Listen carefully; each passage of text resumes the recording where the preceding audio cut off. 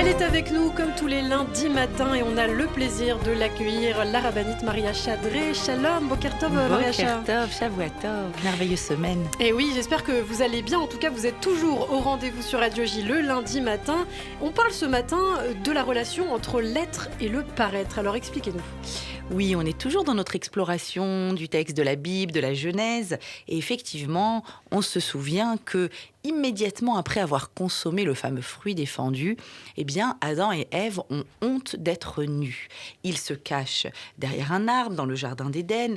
Ils entendent Dieu qui les interroge sur cette attitude. Et puis, dit le texte, leurs yeux s'ouvrent. Leurs yeux s'ouvrent, ils voient quelque chose qu'apparemment ils ne voyaient pas avant et qui fait qu'immédiatement, ils vont vouloir se créer un vêtement, des chagourotes, une forme de ceinture pour cacher leur nudité. Alors, de quoi s'agit-il ? Eh bien, en réalité, on pourrait ainsi comprendre toute cette histoire du fruit défendu. Jusque-là, leur intériorité pouvait diffuser librement.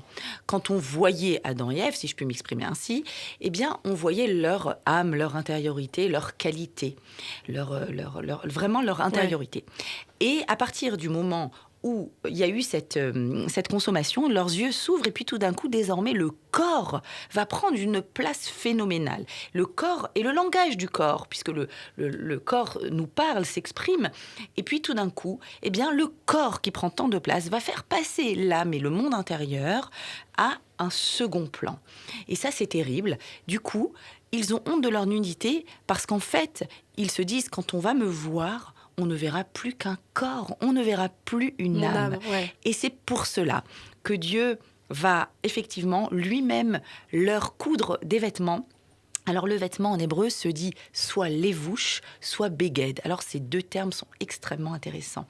Lévouche, ça veut dire lo bosh, ne pas avoir honte.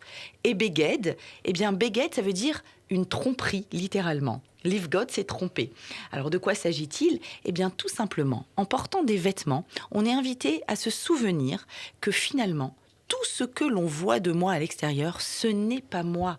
C'est une invitation à soi-même et à tous les autres d'ailleurs, à porter un regard beaucoup plus profond, beaucoup plus intérieur, à ne pas s'arrêter à la superficialité de ce qui est donné à voir. Et on le sait, nos yeux voient de façon générale le superficiel.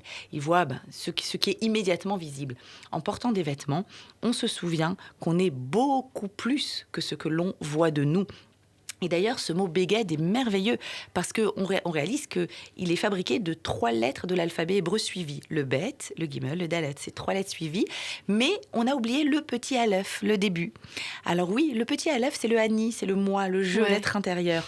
Et finalement, bet, gimel, dalet, c'est un mouvement en avant, mais un mouvement en avant qui a oublié ce que nous sommes. Alors on est invité, en remettant nos habits, à ne pas avoir honte de nos apparences, mais à plutôt se connecter à tout ce qui est autour de nous à travers notre intériorité, à travers qui nous sommes réellement. Eh bien, merci beaucoup Maria Chadré, judaïsme au féminin sur Radio J tous les lundis matins. Et j'ajoute qu'on peut vous retrouver Maria Chadré tous les lundis soirs au 20 rue Saint-Didier à Paris. Et puis également sur tous vos réseaux sociaux, Facebook, Instagram notamment.